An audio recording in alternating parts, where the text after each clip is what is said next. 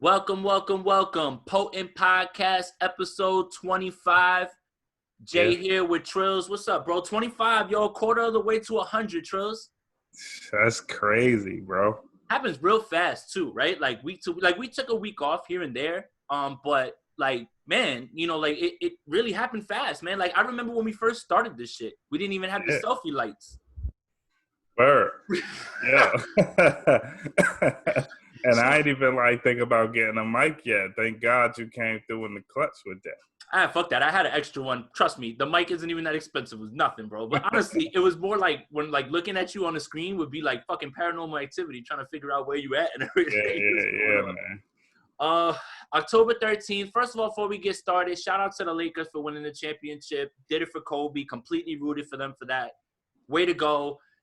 I don't want to hear anything about that LeBron Jordan shit. That's up to y'all. I am just saying congratulations to the Lakers for winning the championship. Your opinion is your own. I don't care. But yes, it was very good to see that happen. And obviously I was all in with them for Kobe. Yeah, man. Great job. All right. Let's get to the shits, man. There's a lot to get to, man. For a day that I was like, I don't know if we're going to have enough stuff. A lot of stuff happened within the last few hours that I'm kind of just so let's get to it. Hey, yo, what the fuck? Whoa, gotta turn that up one more time. Hey, yo, what the fuck? That's better. All right, so a birthday happened. A birthday party happened in Las Vegas for one Cardi B. We can call it the Cardi COVID party. Did you see one mask in fucking sight? Nah, man. Were they testing people at the door? I hope they were shooting at some foreheads, man, but who knows? Let me ask you a question. Let's say you and I, our favorite artist was Cardi B, and we somehow got invited to this thing during this time in a place where Las Vegas literally was one of the last places to get hip to what's going on, right? Their mayor is completely batshit, nuts, insane. They didn't want to close shit down. And if you've ever been in the casino, they allow you to smoke in the casino because they don't want you walking out. That's how cram shit is, right? Yeah. But we're Cardi B fans, right? Hypothetically, and we get into this. Are you getting on a plane and going to this fucking party? Because I'm not. There's no fucking way. No fucking way. Yo, Hov could be like, hey, yo, yeah, come to Vegas for the birthday. And I'll be like, nah, that's cool, bro. Put me on Zoom. Can I FaceTime real quick? I'm not going to that shit. Hov could be inviting you to that Twitter dinner with Hov. Yeah, you having dinner with Hov, or you taking $1 million? $1 million. I love you, Hov, and I would love all the gems that you would give me, but that $1 million right there would put me in a position that I could further myself. So you having a dinner with Hov, or you getting COVID? Fuck out of here. But what the fuck? I better get COVID and join the Rock Nation staff. There needs to be a job tied to this shit also. All right. Back to the point. All right. So the party happens, right? And it's like, is this necessary right now? But you know what? On the other side of it, right? Maybe it is, right? Because people are going stir crazy, right? Right. I don't know, man. For me, this just doesn't feel right. Doesn't feel like it's the right thing to do, anything like that. But again, it's Vegas.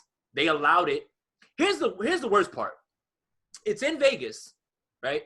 But that's so close to LA that you got all those LA people right now in the middle of all of that shit. Because California is on fire right now when it comes to that shit. Yeah. Bringing that shit there. It's a shit show. And I think that encapsulates exactly what this party was or whatever. Tell me something that is you know what? Think of it this way. Put me in a spot where I could say, you know what? I'm wrong for even, because I was offended. Watching people go there, I'm like, what the fuck are you doing? It's not worth it. It's not worth it. Yeah. No. I mean, this is the segment where you try to get me to say something that is clip worthy, or not even that. Just try to be a voice of reason. For sure. You know me. I'm gonna be the one who's over the top, wilding, doing too much.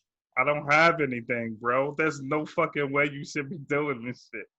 There's no way you should be doing this. I can't, bro. Like, even if, all right, maybe you've been in the house too long. Maybe you ain't turned up in a while. Maybe you need escapism. I don't think this should be it, though.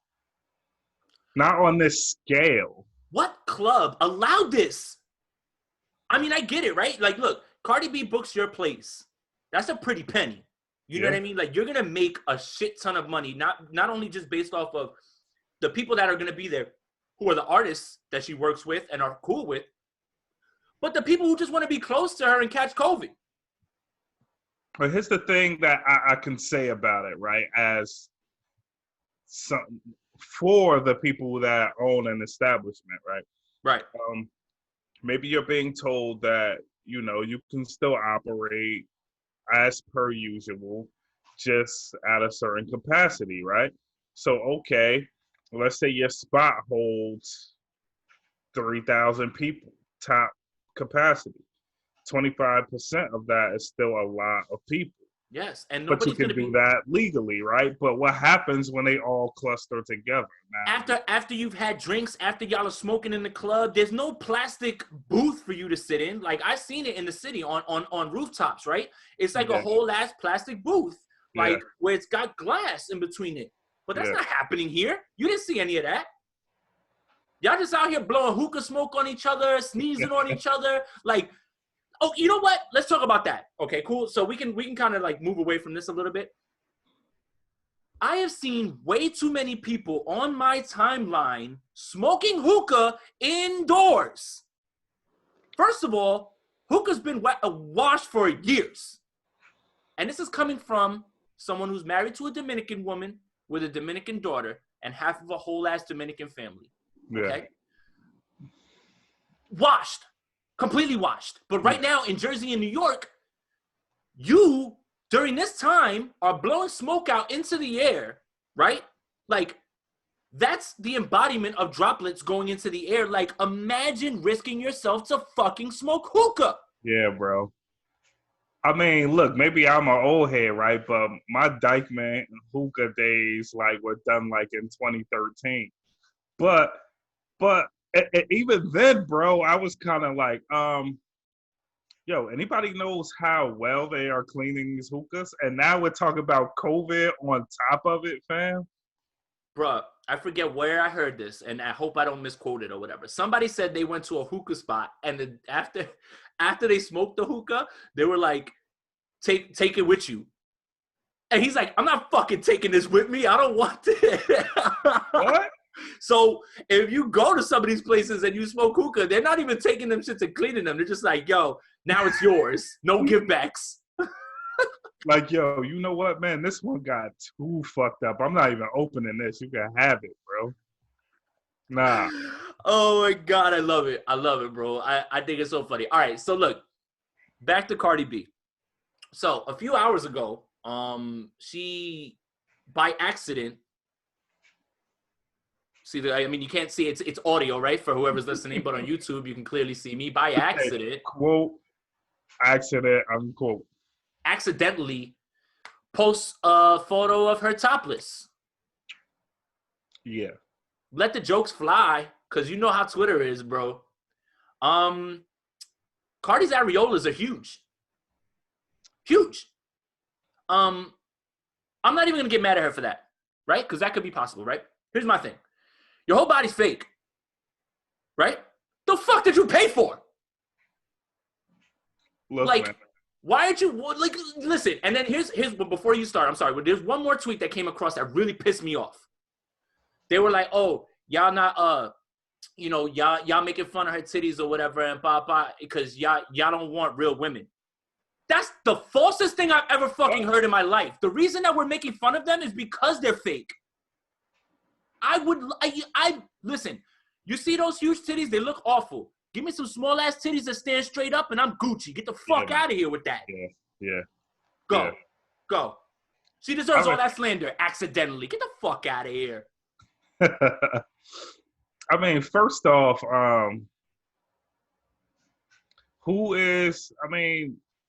come on, bro. How do you say you don't like real women when people are criticizing augmentation? Doesn't even make any sense. I just want her to get her money back. Well, when did she get them is the question that you have to take that into consideration, right? Like what Cardi got them? Was it Bronx Cardi? Because then you have to kind of start there. If it's Bronx Cardi, then Here's the thing, though. She recently just got work done, and she admits it. See, listen, I don't want you to take this as me slandering anybody who wants to get anything. Like, do what you want to do. I don't care. There's fake titties that look beautiful. There's real titties that look beautiful. Whatever makes you happy, right? yeah. But I don't understand how people go and get this work done and look and like, it's like when you get a fucked up cut. Yeah. Right? Like, are you going to be like, I'm good. Yeah. Thank you. Or are you going to be like, what happened? Why did this happen? This isn't what I wanted. So it's like, if you're continuing to get this work done, fix them shits. Yeah. I mean, look, I've dated 3 women with breast augmentations in my life. Okay. Talk about it. This is great. I always look, these little stories that come out. Keep going. So, I mean, they can look great, you know? And also me, like, as, like, a black guy, I really don't care about fucking boobs like that. Nobody really, no, look, I don't like, either. When do people of color care about boobs like that? What is it, the Jay-Z line? A bitch with a belly but her ass is fat. What the fuck? That's all we care about, bro. You kidding me? That's what I'm saying. Like, look, you don't gotta have big titties. Them shits just gotta sit up. If they small, whatever, I'm gonna suck them shits. Yeah. I don't give a fuck. I really don't. You gotta have that ass, though. I mean, yeah, exactly. That's what it's about for us. We're not fucking Al Bundy. We're not in fucking No Ma'am. Like, we don't care about Hooters. Like, fuck out of here. You. So what? You don't have a subscription to Biggins? Nah. That's not our style. I feel like the titty thing, the big titty blonde thing, that's so 90s, right? Because when I was a kid, I was infatuated with Pamela Anderson. Yeah. She ain't got no ass.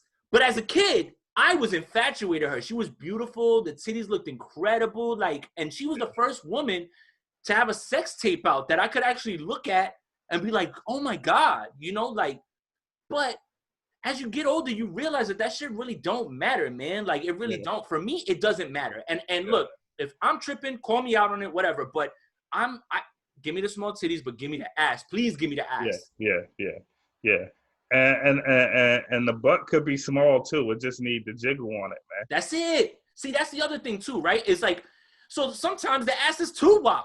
And I'm not that's the thing. It's like, I'm not even trying to make it seem like it's like, oh, you need to have a wild fat ass. Like I'll see a wild fat ass on Instagram and literally be like, I can do nothing with that.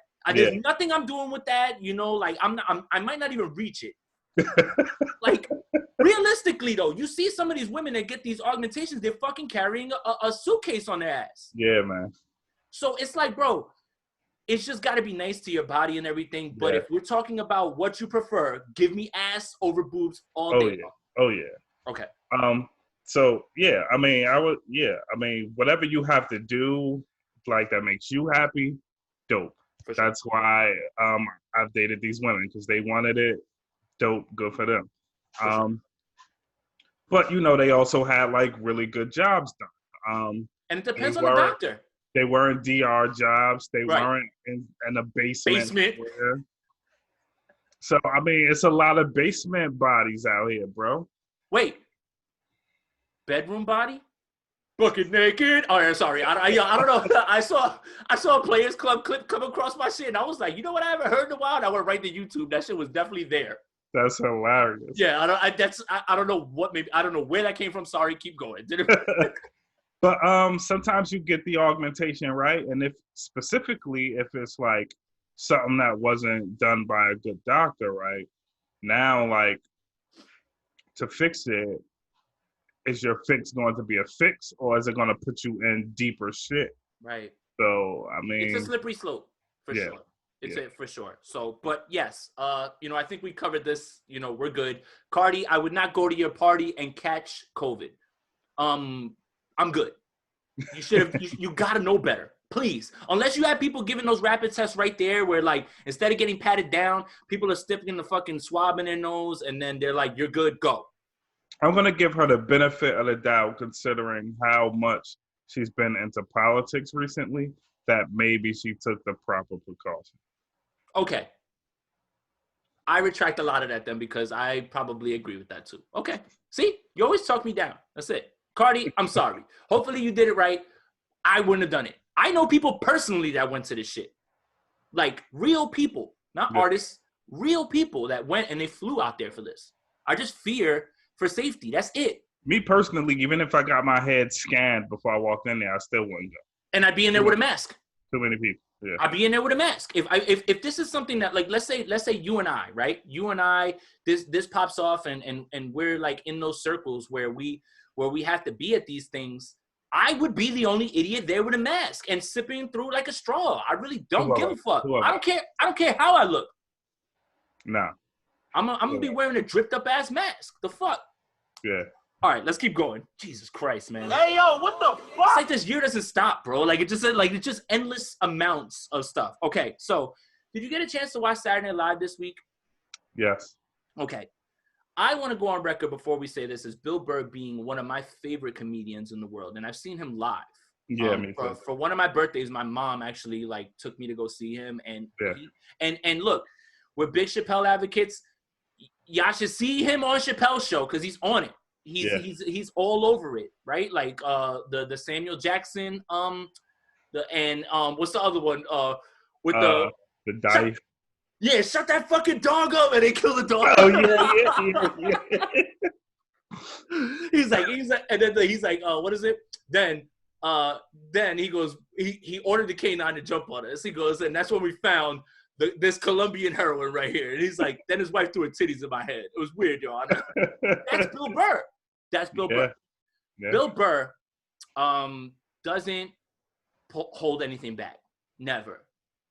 And this opening monologue, when you see white people upset at a white person, that guy probably did something right. Yeah. So he gets into this and he starts to talk about white women jacking the woke movement, right? Yeah. And it's like, okay, you're laughing, but as you hear him talk through it, you're like, what is he getting wrong? Like, right, like this brings me back to the beginning, right? When we were talking about don't pull up to the protest to take your Instagram photo and fucking keep it moving. You know what I mean? And this is like in that same lane right there. Like I felt like Bill Burr was on fire. Like he ripped this shit. Like I was the only really questionable thing, and you could talk me through it real quick, was the Equator people line. Uh-huh. Like I get it. That one, you know, like I could see that one being, especially a white man saying it. I wasn't offended, but I was like, ooh. When he said, I was like, ooh. I was like, that one's a little, like, I could see someone taking that one. Like a person of color taking that one. Like a person of color could have watched that whole shit and been like, all of that shit was true. And then you get to the Equator people part and they're like, ooh, like, you know, so. But like, is there something wrong with a white person telling it like it is? Like what the best line was, sit down next to me and have your talking to. That's it. That's it. Go. Tell me about what you thought. I mean, I thought it was brilliant, man. He's trying to work his way up to the top 5 conversation, man. Although it's a tough squeeze, he is constantly putting out the just brilliant comedy, bro. And I think everybody, well, most people, right, have the same consensus as us. It's like the comedians that have the most to say are the ones that are cream of the crop. Yep. And he fucking never fails, bro. It was spot on, fam. Like, it's funny, like you see some of the people in that audience getting quiet and not knowing. Like, see, but you know what that tells me? You hitting a little too close to home. Yep. They starting to feel it now. Yeah. Because the line that I really felt like he brought the house down. He's like, you rolled around in the blood money next to us, toxic white man. He goes, and if you wanted to hook up with somebody of another race and you got caught, you said it wasn't consensual. Yep. And he's like, he pointed. He's like, you did it. You did it, and whoever he was pointing at, they did. They did. No, what is it? He goes, "Where's the camera?" He goes, "White women." He goes, "You got some nerve." Yeah, man. See, but then look, this is not a joke. Rosewood is about that. Yep. And that's Emmett Till was murdered because he called a white woman? Yep. There's a lot that's funny, but it also is so true, and it makes you think of things that have happened. And it's like, man, he's so self-aware that he understood all of that. To even call himself a toxic white man, sit down and take your talking to. Yeah. But Bill also has to sleep with that black woman every night, and I know she be on his ass. Well, that's good too, though, because he has the perspective. That's the other thing, right? It's like it always seems like even who is it? Gary Owen, right? Yeah. Like Gary Owen is a black comedian. He's not a white comedian. He's a white guy. He's a white guy that does comedy for black people. Thank you. From the perspective of black people. He's invited to the barbecue. He's invited to the cookout. That's why he does that shit. Bill Burr really don't give a fuck though. He really don't give a fuck about what y'all think at all, man. I've been, he's always been one of those guys about everybody being too fucking sensitive and everything. And it's just like, what about what he said is anywhere near false? Like, I didn't like, and I see the white people on Twitter, blah, blah, blah, blah, blah, blah, blah, blah. I'm like, exactly. As soon as I see y'all, exactly. Yep. I thought it was great. I thought it was fucking great. That was brilliant. But they also opened up with what is her name? She was playing Kamala. Maya Rudolph. Yeah. Maya Rudolph's playing Kamala, and the guy from SNL is playing Mike Pence, who's brilliant. He killed that shit, right? And then I think one of the greatest things that SNL has been doing is Larry David as Bernie Sanders and Jim fucking Carrey as Joe Biden. Incredible. Yeah. So I didn't watch the debate, right? Right. You know why I didn't watch the debate? I know who the fuck I'm voting for. And I got better things to do with my time than watch two old people fucking argue. Yeah. Okay? Especially cutting each other off. But you look on Twitter, well, that's that first debate. I'm talking about, and then the Kamala one too with Pence, right? Right. But it comes across on Twitter, there's a fly on his head the entire time. It's probably because he's fucking dead in real life. Like he's a fucking mummy. Like he's not even really here. Like that's why there are flies around Mike Pence, is because he's a fucking zombie and he's a dead person. Yeah. Not only is his soul black as night, the man's flesh is rotting away, and that's why there's a fucking fly on his head, because he's such a horrid human being. This isn't politics. This is a horrid human being who makes decisions in the name of religion to be horrible. Yeah. So they made Jim Carrey into the fly, and the whole time I'm thinking, I'm like, if y'all gonna do this fly thing, because you know it's coming, I'm like, where the fuck is Jeff Goldblum at? Like, get Goldblum in here and just go and do it. But I think the way that they did it was a little bit better, man. I really do. To have Joe Biden hop into the teleportation thing and then become Jeff Goldblum as Mike Pence, as the fly on his head. Yo, that shit, it was excellent. Excellent. Yeah. And then to have, what's his name from, is it Kel? That's Keenan. Keenan's Herman Cain as a fly, and he's dead because of COVID. Yeah. I'm not laughing because he's dead. Like I don't want to laugh at that. I'm just saying, like, he got COVID because of the things that he follows. That's his business. You could have not got COVID. Yep. It wasn't inevitable. You fucked yourself up. But I thought it was great. I thought it was fucking hilarious. Yeah, this was one of like a lot of the times you're like, yo, SNL is really not it, but they cooked. Yeah, no, they do. And you know when they cook well is when they do these opening things that have to do with what's going on in the world. Yeah. Like, you know, Alec Baldwin is Trump, all that shit. When you do those cold openings with that, like, those always land. Yeah. I feel like after that and after the monologue is when I start to lose interest, right? Like, even the Chappelle one, that's the only one that I could say, because I didn't watch the Chris Rock one, unfortunately, and he killed it too, so I don't want to, like, gloss over him as well either. Right. But the Chappelle one, it was actually one of the ones that actually had really good sketches in it. Yeah. Like that one, and then we had to watch the whole thing because Tribe Called Quest performed twice, you know, and that album and everything as well too.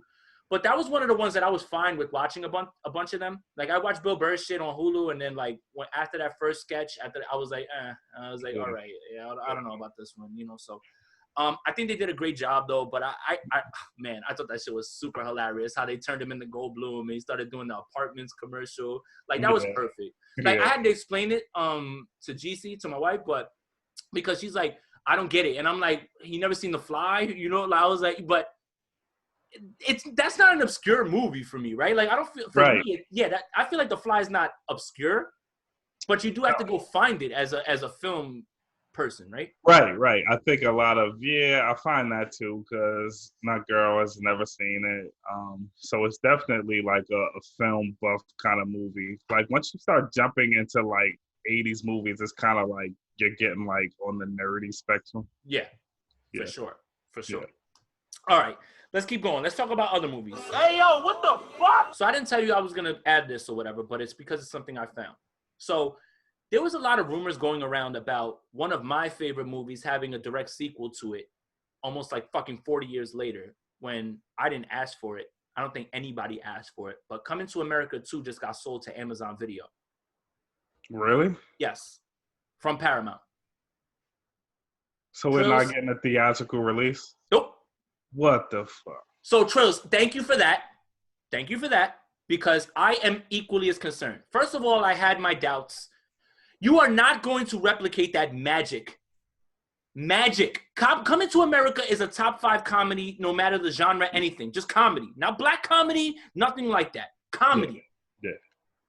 You are not catching that lightning in a bottle again 40 years later. No. Okay. This purchase from Amazon, from Paramount Pictures, makes me even more scared because I feel like Paramount sees this as we need to sell this shit and get as much money as we can right now because it might not be that good. Am I off? Yeah, I don't think you are. I mean, that seems like a reasonable reason why they would do it. Because, look, everything else is being... things are being pushed back to 2022, right? Mm-hmm. So I think if they thought, right, that all the money was there, then they wait. Right.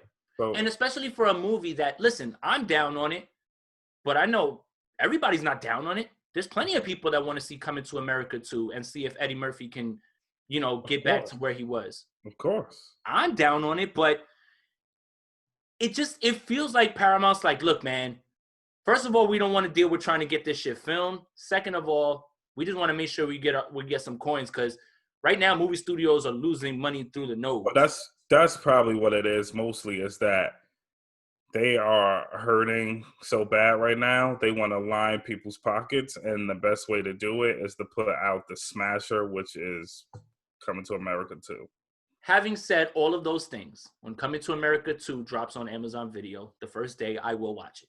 I think everyone will. And I don't even like to spend my money, like $20, $30 on a fucking movie. No, I don't think it's one of those. No? No, I think I mean, look, I could be wrong. I have to double check and we'll do that. But I think, if I'm not mistaken, it's just going to be added to Amazon Video so you can just watch it.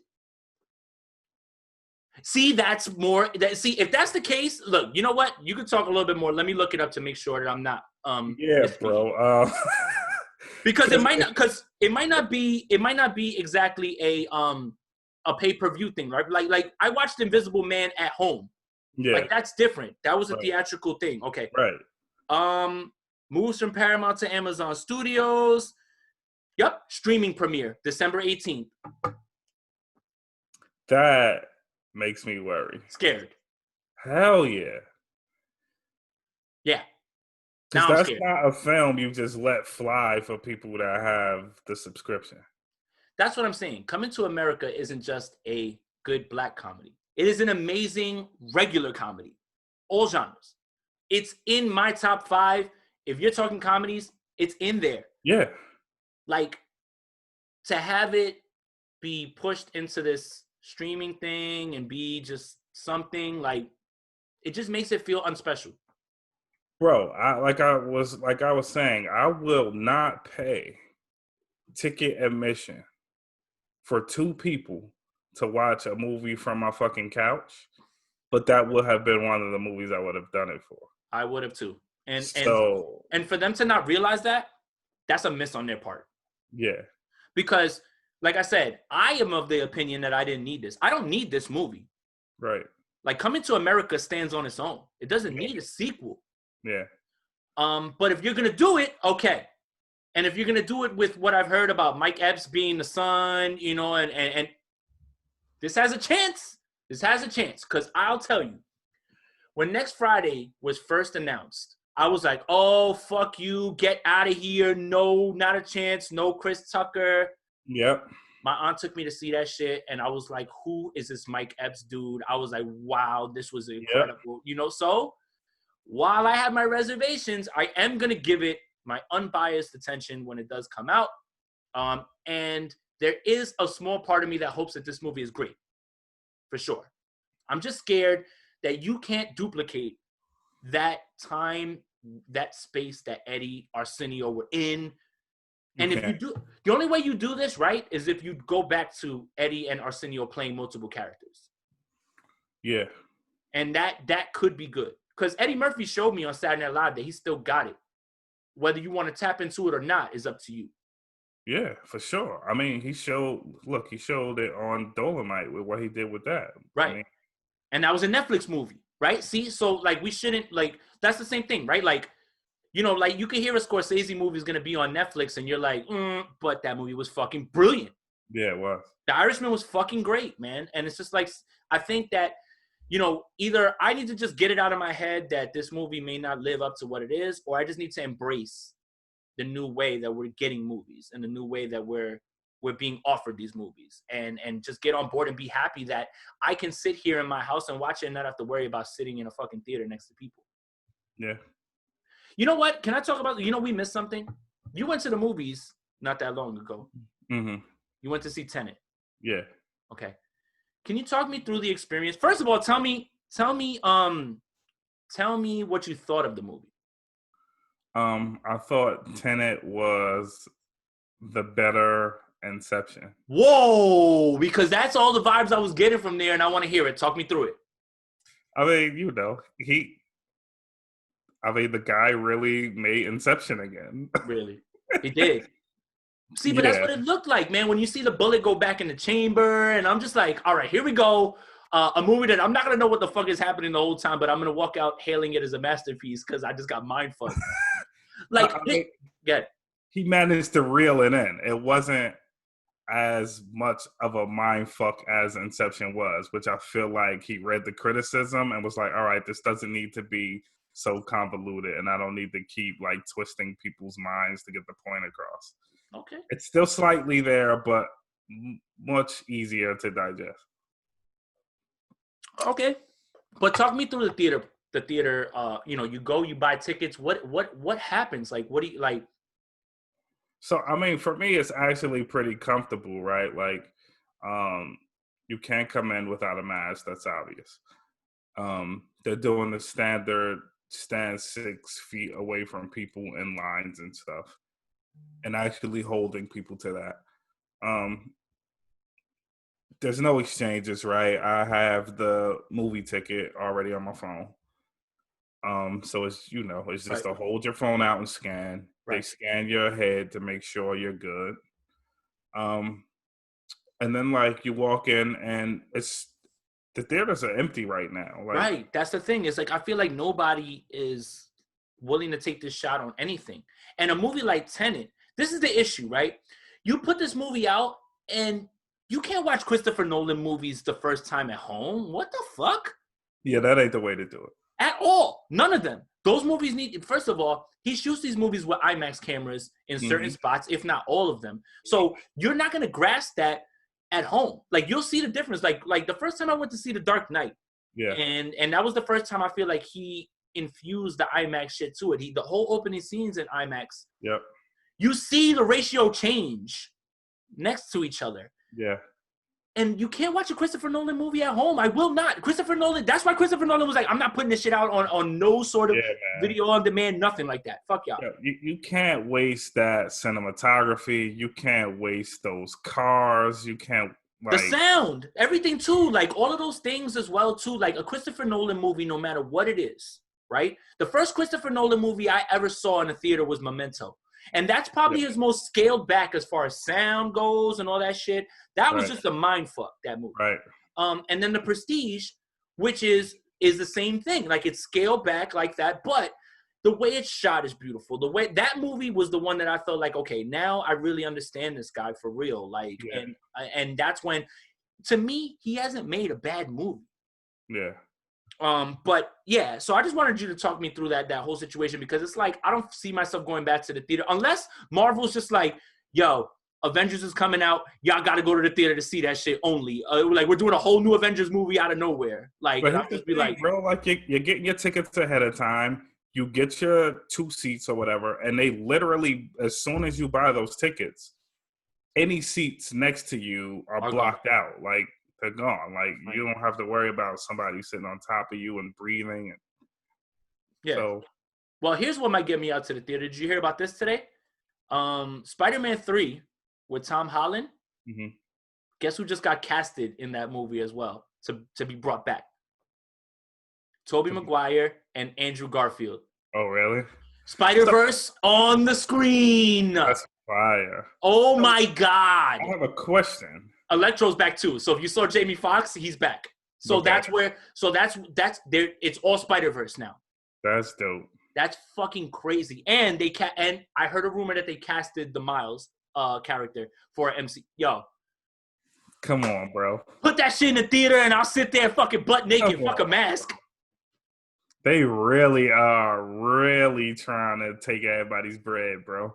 Who's not going to go out? That's crazy. I think after they saw Spider-Verse and the reaction to it, right, they were just like, fuck this. This is it right now. I literally said this last night. Like, when are they going to do this? Because I was watching Into the Spider-Verse last night. Here we are. Into the Spider-Verse is like, we need to have a discussion on whether that's the best Spider-Man movie, because I think it is. I think it is. Yes. Yes. As a Spider-Man fan, that's everything that you want in a Spider-Man movie. Yeah. Yo, is there truth to what I heard that Toby is probably going to show up in Doctor Strange, or was that just... No, Doctor Strange is going to be in this.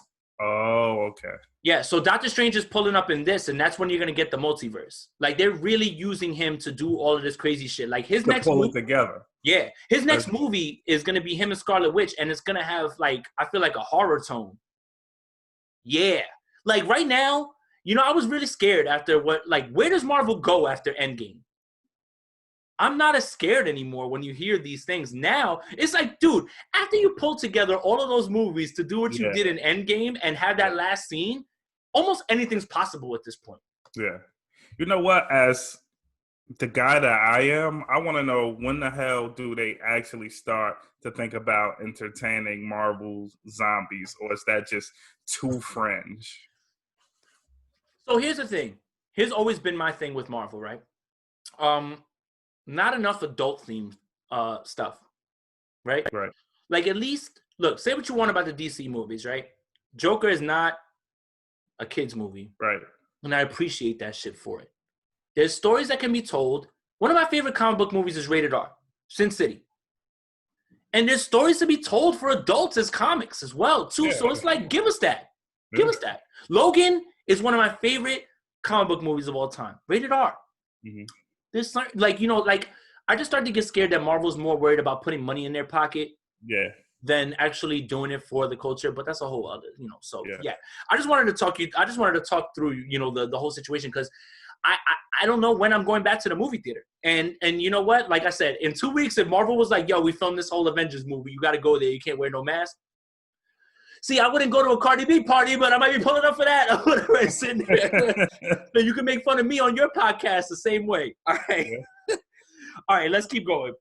Hey, yo, what the fuck? So before we got on here, we talked about Twitter, right? And how Twitter is like this place of like madness. I'm not going to talk about what I was talking about because I'm tired of talking about it. But you send me a tweet. And Twitter is the land of hot takes, right? You send me a tweet that says, someone says, West Side Gun greater than Ghostface Killer. Here's the thing, Trills. I don't think anybody who listens to this podcast knows or checks us out. I think they completely understand that where Griselda stands at this point. Yeah. Okay? Spoiler alert, I added another West Side Gun song in my top 5. But I love Gun.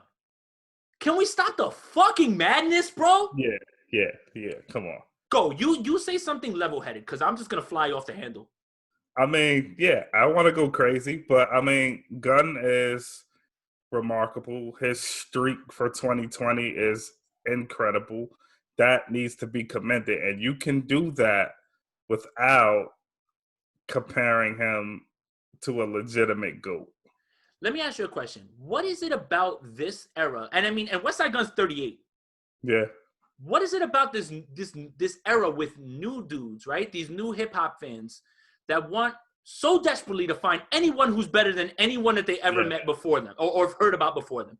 What is the infatuation with that? It's a conversation that I had recently that they are desperate for icons. Like, they want their own icons. And because Hov and Beyonce is of a generation, and because Michael Jackson's of another generation, and, you know, the icons are of generations that don't belong to them, they reach really hard for one instead of waiting for it.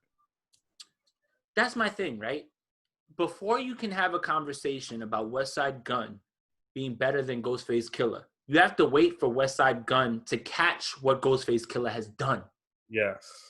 In a few years pales in comparison to the long run of Ghostface Killah, who continues even to this day to put out music. And you're being nice. If we're being honest, the people that are saying these kind of things are probably only basing it on this year. Right. And look, recency bias and prisoner of the moment, that's a hell of a thing, man. It really is. It really, really is, man. And it's like, dude, you can't have this conversation until he starts to approach what Ghostface has done. Now, I will say this. Ghostface Killah has not done what West Side has done in a year. Right. Never.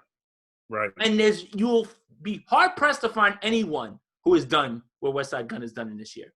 Right. To be fair. Right. But let's fucking slow down a little bit with the hot takes, bro. Oh my God. And you're talking this is a Griselda pop. Yeah. The only reason we're not talking about their music, they didn't put something out this week. Oh, no, wait, they did. Oh, no, wait, they did.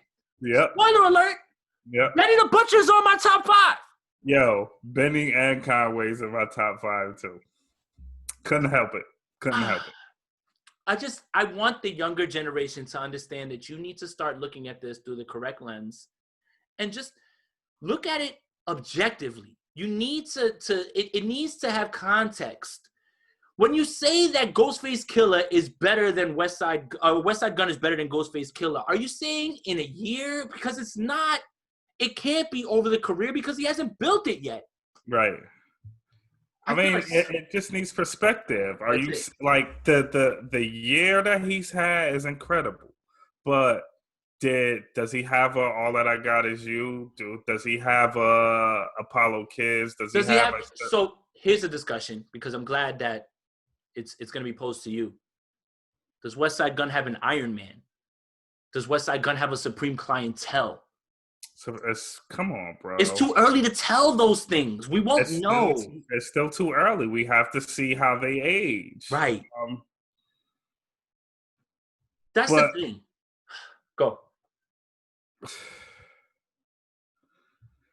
Just slow down a little bit, guys. You youngsters, slow down a little. Yeah. Look, if you want to tell me that West Side Gun is on his way to being better than Ghostface Killah, I'll disagree. That's an argument worth having. Right. I'll disagree, but I'll be with you on that one a little bit more. You could see the potential for it. Correct. 100%.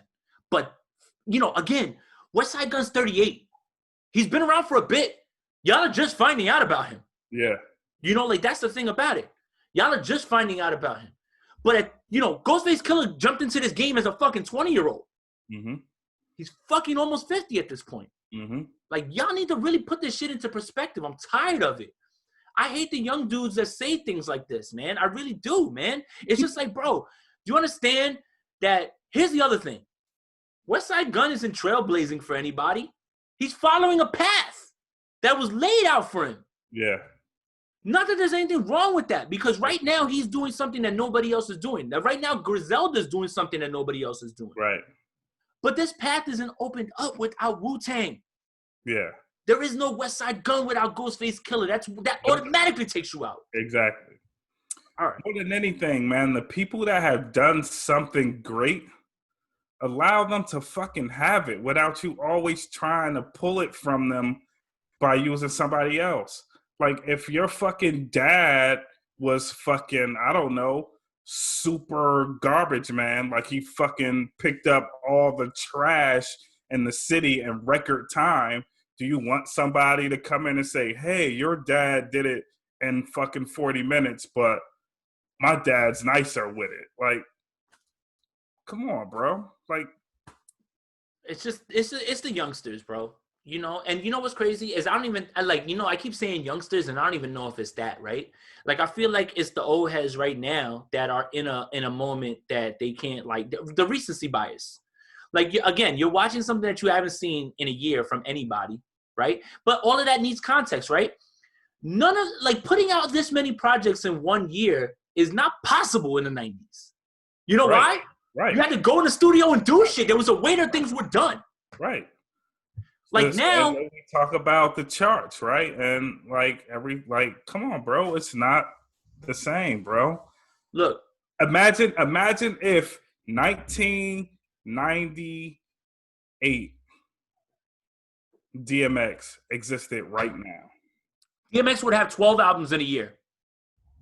The idea that you can go in the studio, lay down all the songs, bounce that shit, and drop it on a fucking that's not possible. It's not possible in the 90s. That's not how this shit works.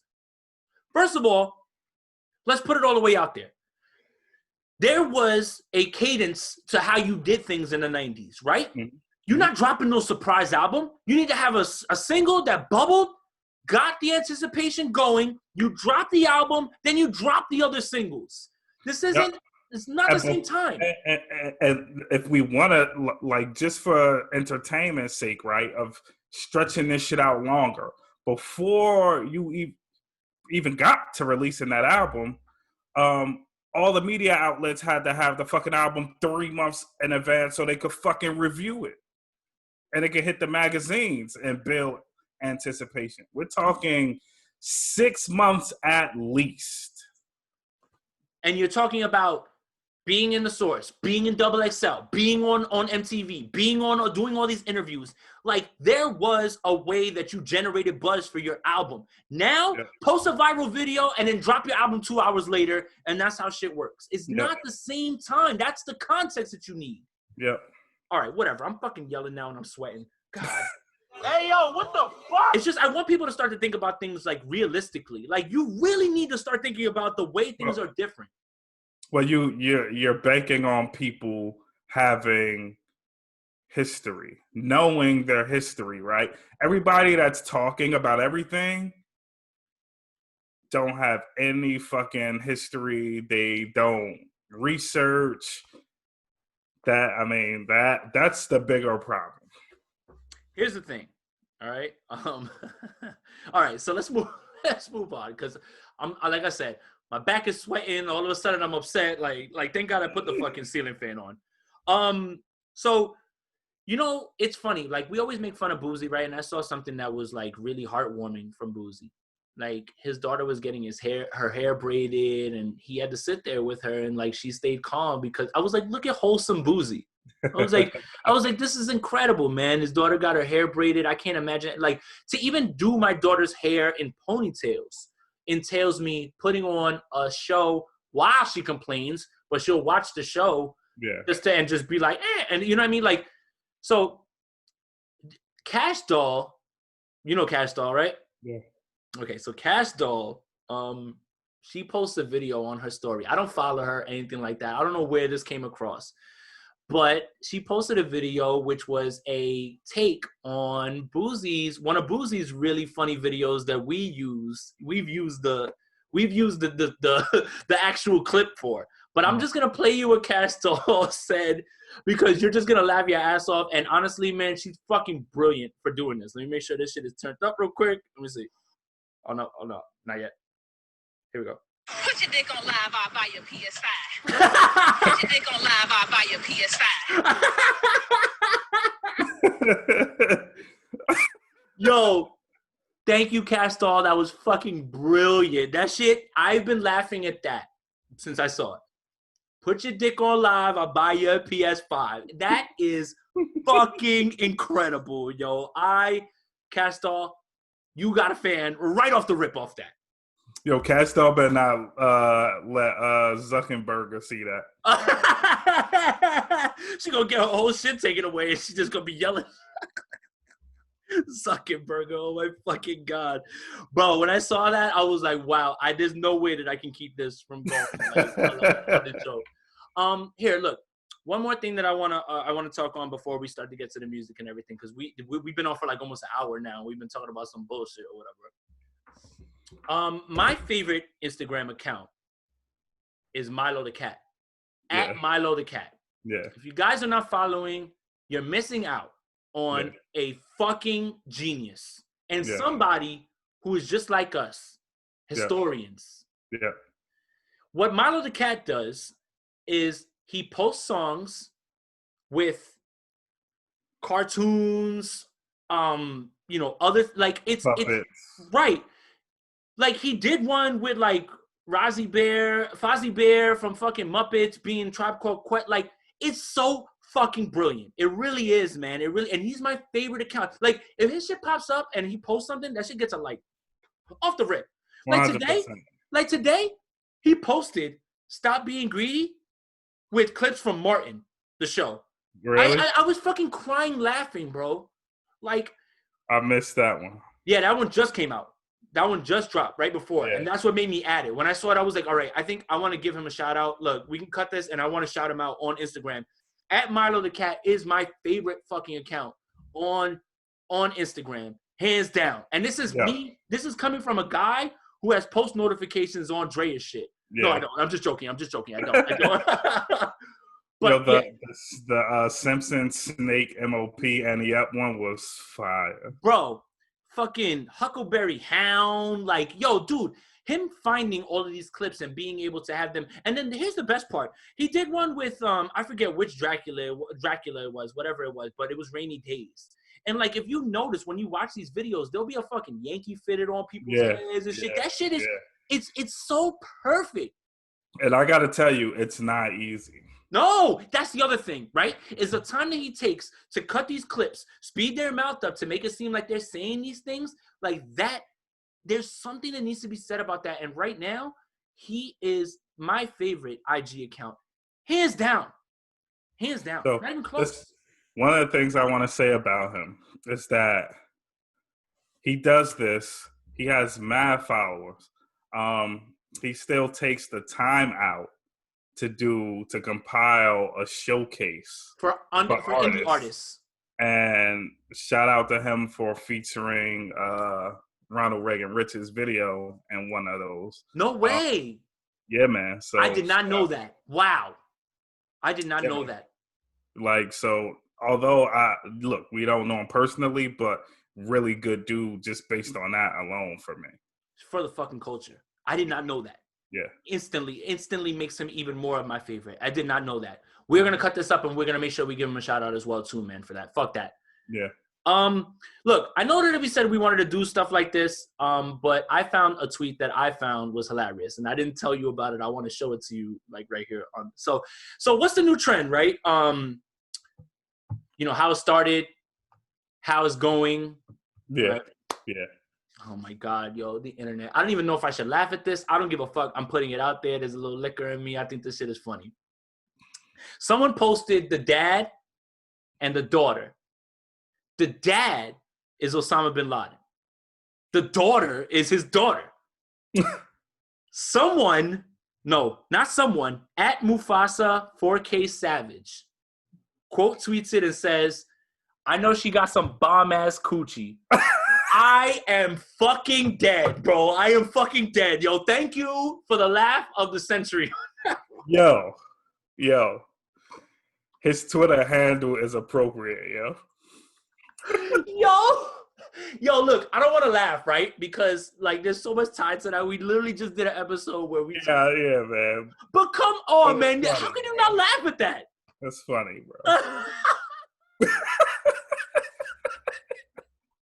I fucking love it, man. Oh, my God. Look, when I'm feeling bad, when I'm feeling down, sometimes social media is literally the best thing in the world. I mean, it is good for that. Yeah. Oh, man. I'm fucking amazing, man. Amazing. All right. You want to talk about some new music finally? Yeah, man. All right.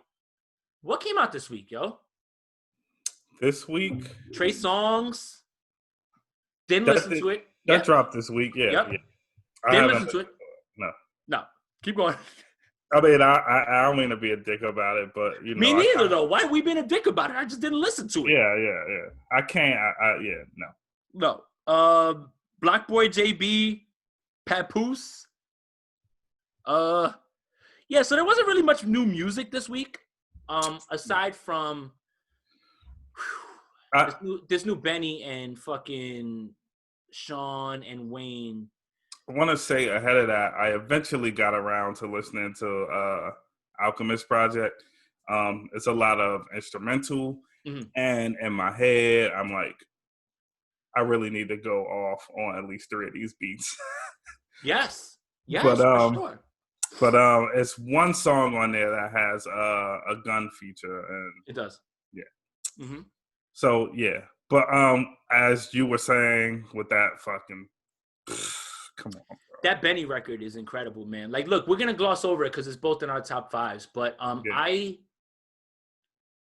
here's the thing: what Griselda's doing right now, right? You know, we love them for the boom bap. Mm-hmm. Benny's about to put out a whole project with Hit Boy Friday, and that's just gonna be incredible. Yeah. They're just. What can we say more about this collective, Trills? Without sounding like we're on their fucking payroll. Look, man. Yo, it's hard not to talk about this song. Because it's in our top 5, both of us. We might as well just talk through it now because we're just gonna gloss over it when it comes to when we get to it. So let's talk about the song. Yep. Based on the amount of people Hit Boy's been working with recently, how did Benny the Butcher pop up? How did this beat skip over so many people before it got to Benny? Okay, so that's a great question. Because that's sitting there begging for Big Sean to take that shit for Detroit too. That shit is sitting there begging for, who else did Hit Boy just put a project out with? Somebody else. Fuck, man. Nas? Fuck. Yes. Like, bro, so this is a beat that he tried to give them for the throne and they overlooked it. What? So this is a throne beat. And it skipped over all these people and got to Benny. So wait a minute. How old is Watch the Throne? Let's say 8 years.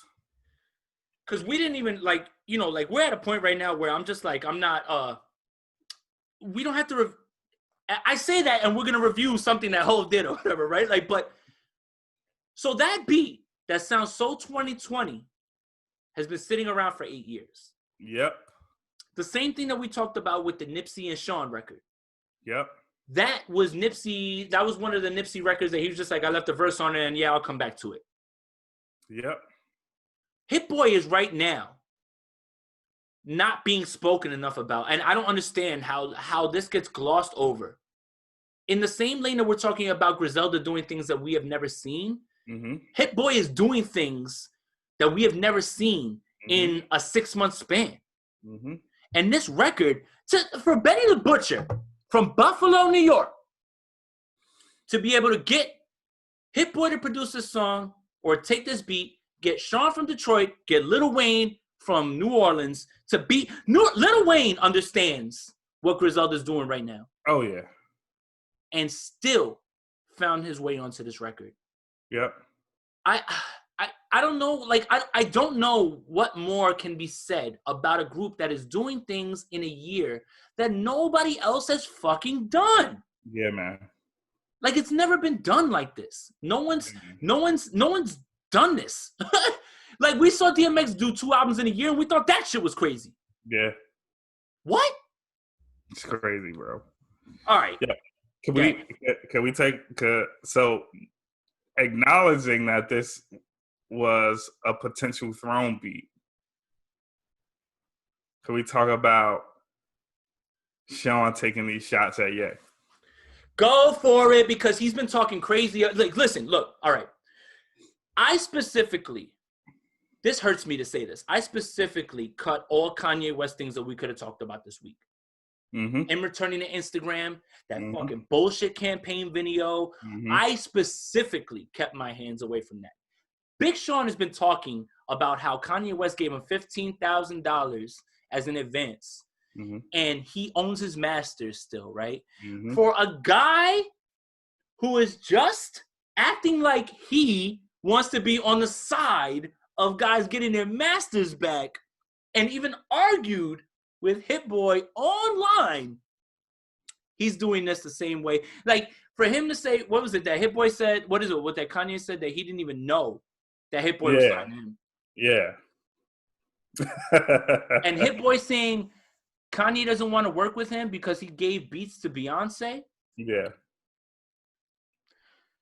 It just gets harder and harder. Like, I don't want to talk about the guy anymore because now he's so far gone that you are contradicting yourself in the public eye, even worse than you had before.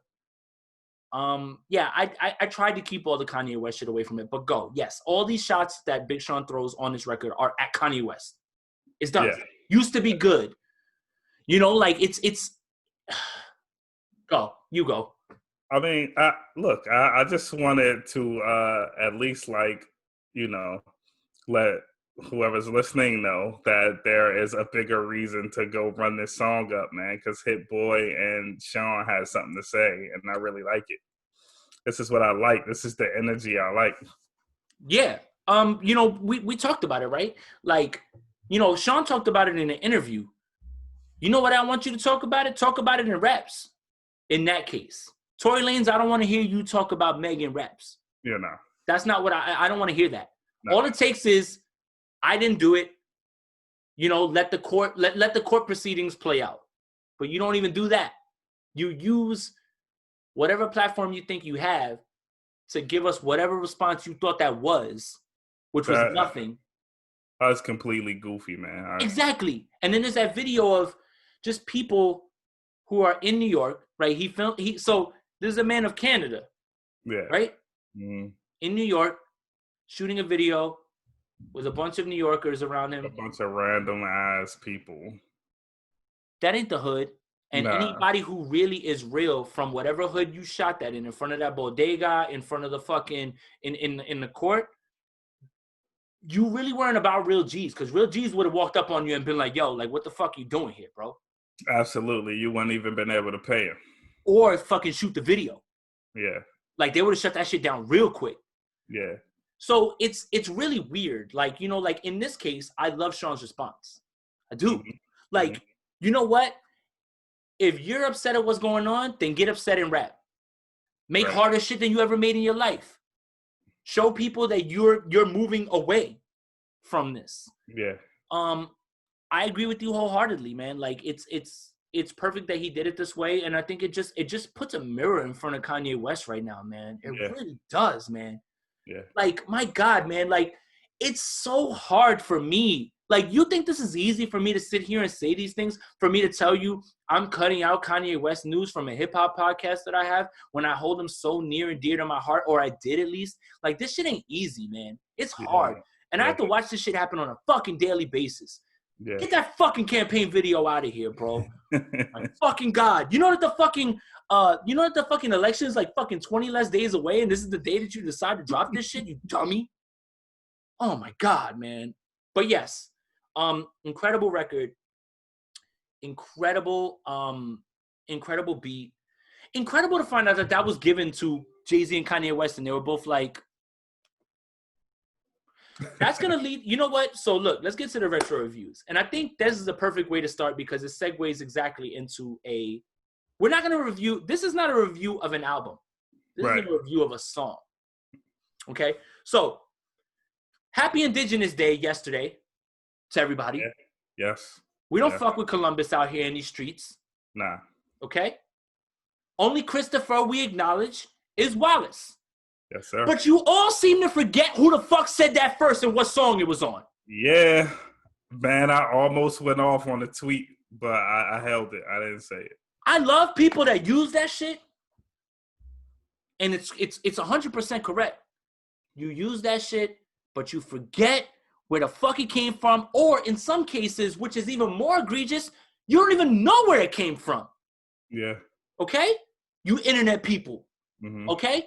This isn't a Jay-Z Stan account, but we're going to review Oceans. This is a Throne era record. This is on record. This is not my opinion. This is not your opinion. Yep. This is a Throne era record.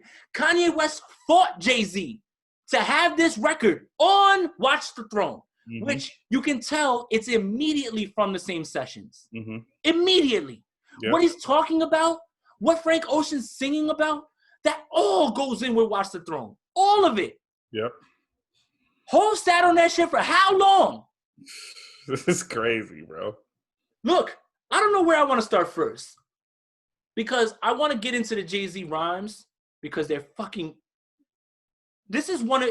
This, low-key, hearing this again, in this day and age, low-key is a top 5 Jay-Z record. And I want to talk about it in that way because of what he's saying and the significance of it. Because if you guys are all talking about the only Christopher you acknowledge is Wallace, that it proves to me that this song is impactful.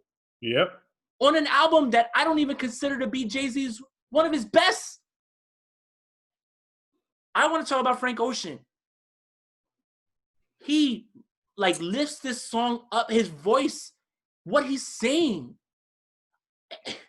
Charles, you go, because you have a deeper connection to this. Literally, this song is talking about bringing slaves over here. Yep.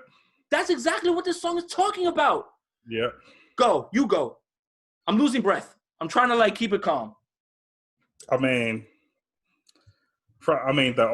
opening line, bro. Those boys still smelling like cocaine. I'm sorry, that's Jay-Z's part. I'm sorry. All right, go. Keep going.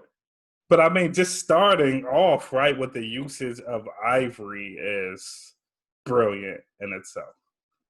That's completely brilliant in itself. The raping of Africa, the pillaging of ivory tusk, using it to put something on the bow of ships, and then carrying people over on that same ship.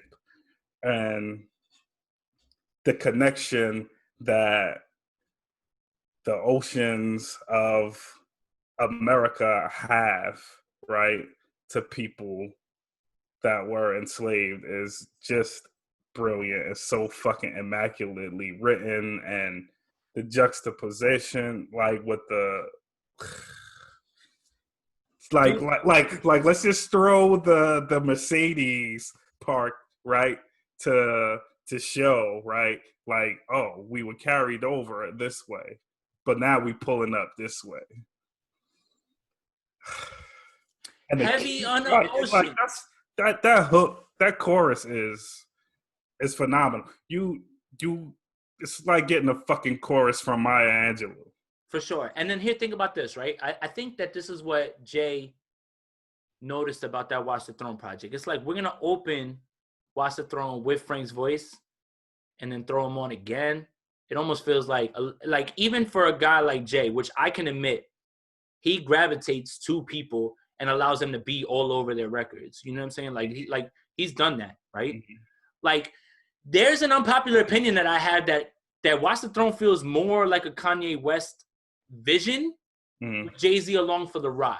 Would Would I be wrong in saying that? The soundscape is a Kanye West soundscape. The album cover, Yeah. the tour, everything about that feels like Kanye West Kanye West putting this all together and Jay-Z coming along for the ride. And I always felt like it was Ye trying to go a little more street and to connect with Black people a little more and show that his vision could do that. Right. But he needed Jay to articulate that because Jay's the better rapper. Knowledge. He's the better rapper. He could pull together those concepts better, but Ye knows how to score them. It's so crazy that there's a record on Watch the Throne about Jay talking to his son, and now he has a son. Like, that shit is incredible, man. Like, it really is. And the same thing. So this is what pisses me off, right? This is what I'm talking about with Kanye West. I'll even tell him to vote Republican just so think that he likes white people. Like, he's been telling us, bro. Right, he has. That's the thing. I'm blind to it. He's been telling you that for how long, right? And me, I took it as, okay, that's just a Black man trying to navigate his way through this world. But and also, we kind of think sometimes that it's just his humor, but it's not always just humor. No, and there's always truth to every joke. Let's just get into the bars. Dope boy still smelling like cocaine.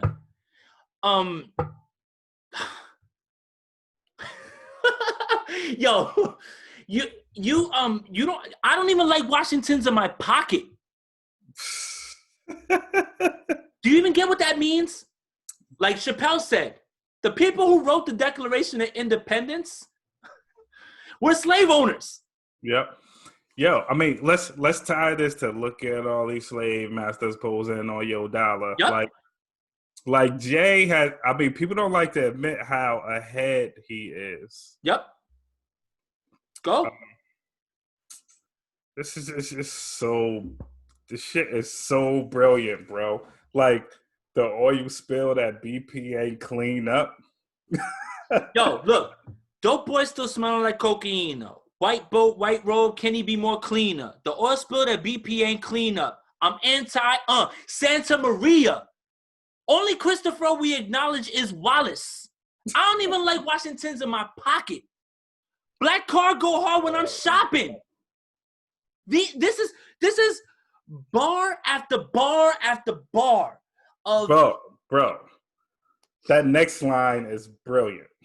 Black car go hard when I'm shopping. What are you talking about, bro? Boat docked in front of Hermes picking cotton, silk, and fleeces. Lay on my Jesus. Oh my God, I hope y'all don't get seasick. Just because he's so wavy from picking the cottons and the silk and the fleece blends off the rack at Hermes. Come on, bro. Let's talk about layers, bro. Every line lines up the next line. Look, let's keep going. See me in shit you never saw. If it wasn't for these pictures, you wouldn't see me at all. Like, whole world's in awe. I crash through glass ceilings. I break through closed doors. I'm on the ocean. I'm in heaven. I'm yachting. Heavy on the fucking yachting. Ocean's 11. Heavy on the yachting. Yep. Come on, bro. This is a immaculately written song. It's just every single line. Like, it's just, you very rarely get a guy who understands exactly what each line is meant to say for the next line and have it come through in a way that, one, it's not overbearing. It's easy to listen to because the beat is fucking fire. And Frank starts this shit off beautifully. And Hove is like walking on water. Yeah. And look, I understand exactly what I just said. Jay Hova is walking on water. I didn't mean to do that, but that he's floating all over this record. Me and Ty's like Pablo and Popeye. I don't want to look. You know what? Turn this shit off. Like, I don't want to look at the lyrics anymore, bro. Like, but I think people don't know how much talent it takes to write a song that's so impactful and meaningful, but make you think it's all fly shit. Like it's just like it's a If you talent. take it for surface value, right, and you don't even go deep and listen to the lyrics, you're just like Hope talking his shit. When's the last time someone could say, "Oh, he's talking his shit," but he's talking it in a way that is teaching you? Yep. Because none of this stuff that he's saying is opinion. Even pour some champagne in the water sounds fire and fly, but it's the impact of pouring it for your ancestors that died there. Trying to get away from this, who fought, like all that stuff. Like it's like I said, this song means more to you than me. I'm just impressed with the facts. You're actually black. This is a song that anybody who has gone through anything and what's going on in the world right now needs to put their arms around. It's like you cherry pick one line to fit Happy Indigenous Day, but in a way, you're glossing over everything else that's in here. There's so much loaded here. It's so simple too, right? Like it's not complex to me. It's not complex to me. It just sounds dope because he's able to rap in a cadence in a way that no one else is capable of doing. And this is an album that, for me, I consider to be one of the Jay-Z albums that I'm just like whatever about because it felt like manufactured. The Samsung thing, they bought 1 million copies. Like I listened to it and it's like I listened back to it after that because I was like, oh my God, Oceans is fire. Let me give this shit a listen. And then it's like the first 9 songs, I'm like, holy shit, this shit is dope. And then it starts to like, and then it just ends. Yeah. This just lends more to what we're talking about when I say, because I said, I posted the clip and I posted, this is why Hope's the GOAT. And someone told me, he's your GOAT. And I said, yes, he's my GOAT. Yeah. For sure. My GOAT. He don't got to be your GOAT. Yeah. Like, I don't care if he's your GOAT. He's my GOAT. That's it. That's all that matters. That's it. There's a guy who continues to make music, and years down the line, we continue to be blown away by the wordplay, by the content, and by everything else. This just lends more to my argument, if you ask me. Yeah. And I mean, I hate to sound like a dick, but when people say that, it's like, oh, okay, so pull out your GOATs quotables. Who is your GOAT? Like, pull out and quotables. I'm fine. It's like, bro, it's like, right? We gotta, what is it? We got a Pistols at Dawn, right? I'm good with my fucking assault rifle. Yeah. Better have a fucking bazooka. Because I'm gonna light your ass up. Yeah. All right. Which retro review you want to do next? Because I see you with the LP shirt. I like it. It's a beautiful touch. And I think, that was an incredible idea that you had to review that. So it's up to you. Do you want to do Mos Def first? Or do you want to do Linkin Park first? I mean, yeah, let's just jump into LP because I'd rather get that. Yeah. Good idea. Go for it. You start. You have the Linkin Park shirt. And I have to say before, I'm going to preface this. I tell you to start and then I cut you off, like whatever. But I have to preface it with this. This was an album, right, that I was easily drawn to because of the hip hop influences too, right? Yep. And I'm going to say this, and I know I'm going to get shitted on for it, but I loved Limp Bizkit's first album. So do I. Right. So, like, it's like, okay, so I was caught in this time where it was like, where do we go, right? This is rock, but it's got hip-hop influences just like Limp Bizkit and things like that. So, but I remember being in high school when this album was out, right? Was it? No, it's 20 years, right? So what? I was... I was in high school, so you must have been. 15. Yeah. I remember everybody listening to this shit. Everybody. Yep. And it wasn't a rock album, it felt like, right? Yep. Like, it didn't feel like a rock album. It just felt like a great album. Yep. No genre. Just did, and it makes me sad for obvious reasons. Yep. Like, Chester's voice cannot be duplicated. You can't duplicate that. And the pain that he conveys with his voice. Like we say about DMX, you can't teach that. Yeah. And we were kids. We didn't understand what he could have been going through at that time, right? No. You go. Because this album spawned so much. Like, it wasn't just like this album was there and nobody, like, no. People changed the way they looked at rock music. It even spawned a fucking Linkin Park and Jay-Z album. Yeah. Go. You go. I talked way too much. Yeah, man. So I had got the alert, that this came up that on 20 years. And they released this super mega they did a mega release, right? And they put out demos, they put out all this stuff. They just put it out like now, because I just looked through the title right now and I see it there. It's like 80 songs deep. It's crazy.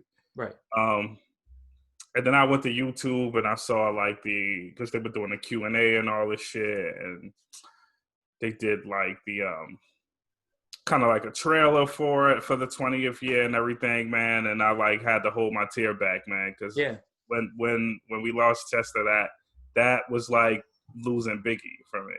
Yeah, and we're hip hop heads, right? Mm-hmm. Hip hop is my preferred genre. Mm-hmm. Although I like to think of myself as eclectic, I'm probably not as eclectic as I believe I am. But yes, like that's what it felt like. It's like, like, I'm not even going to say what I thought I was going to say right there because it's going to come off completely insensitive. But it's like normally if someone from a rock group passes, I mean, it's just that Chester passed in the worst way possible. Like he killed himself. But most of the time in our culture, we would just not even like look at it. Right?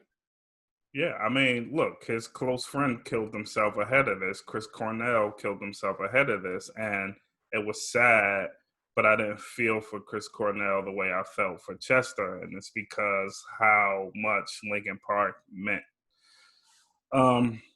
Mike Shinoda needs all the love in the world. Yes. Yes. I also want to talk about that as well too, because that's what drew me to the album, right? It's like you hear Chester's voice and all those songs come through like One Step Closer, like in the end, like I don't want to hear that song again in my life. I'm gonna cry. It does that. But there's like, there's I don't know if is it this album? You tell me. There's a portion of this album, right, where Mike Shinoda just goes off on an instrumental. That's Meteor. The second one. Yep. All right. Yeah. Mr. Han. That one. That's the one I'm thinking of. But all that stuff is in here, right? Because remember, Mike Shinoda went on outside of Linkin Park to create, what was the name of that group? Fort Minor. Wow, you're fucking good, man. And you know what's crazy? The worst part is when I worked at Liz, they used to play that shit all the time. Yeah. 10% quality, 40% pain. They used to play that shit on the NBA games all day. Yeah. But no, seriously though. Seriously. This is a little bit stepping out of what we normally do, right? Like, this isn't a hip-hop album. I mean, it should be. Okay. That's what I hate. Talk about it. So good. Talk about it. That's what I hate. Mm-hmm. So we allow corporate white people to dictate what our music is. Ooh, let me just sit back real quick. Keep going. I mean, we do. Like, you allow this to be a rock album because of the band and because of the instruments. And I get that, right? I get that the sound of the music can dictate where it fits, right? But when there has been times where Black people do this too, and this is very interesting. White boy shit. I mean, look, man, this should be as much of a hip hop album as Miseducation of Lauryn Hill is. Talk about it. And furthermore, if we want to go further into it, Rage Against the Machine's albums should for sure be rap albums. There's not even singing on Talk about it. Machine albums. It's And just and Rage Against the Machine is exactly that. Yeah. Like Rage Against the Machine is literally like the shit they've been talking about applies to this day. It's rap. Right. It's rap. And their subject matter applies to exactly what's going on in the world, no matter your color. It's Public Enemy over guitars. Keep fucking talking. I love this, Trills. Keep going. That's what it is. Yep. And yeah, I mean, it's like I didn't mean it just hit me, right? So like the beginnings of this style of music actually belongs, in my opinion, to Public Enemy and Anthrax, right? Because they came together and they did the Bring the Noise mashup. Even let me take it a little bit further. Even Run DMC. Oh yeah, for sure. I mean, like all that shit. King of Rock and all that shit. All that shit. So yeah, I mean, we could start it right at Russell Simmons' dorm room, right? We could start with Run DMC and Beastie Boys, right? But then, like, you know, we get Bring the Noise, and after we get Bring the Noise, then it's just like, oh shit, like everybody's opened up, right? So Chili Peppers come and do it. Obviously, Rage Against the Machine comes to do it. Ice-T puts Body Count together and they do Cop Killer. Limp Bizkit's not allowed to do what they're doing. Yeah. Now it's all open, right?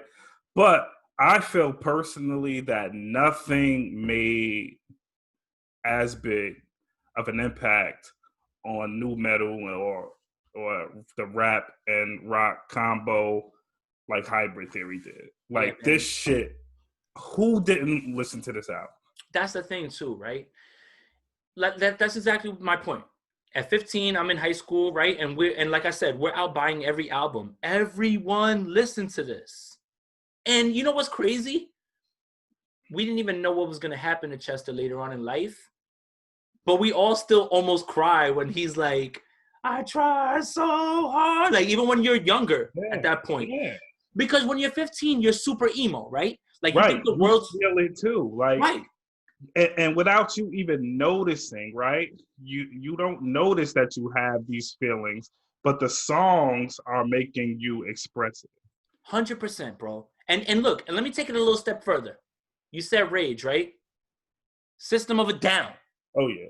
All of these guys that have been talking the real shit, but just in their way, but they're all influenced in the way that hip hop presented it, and now they're using it in their form of the genre.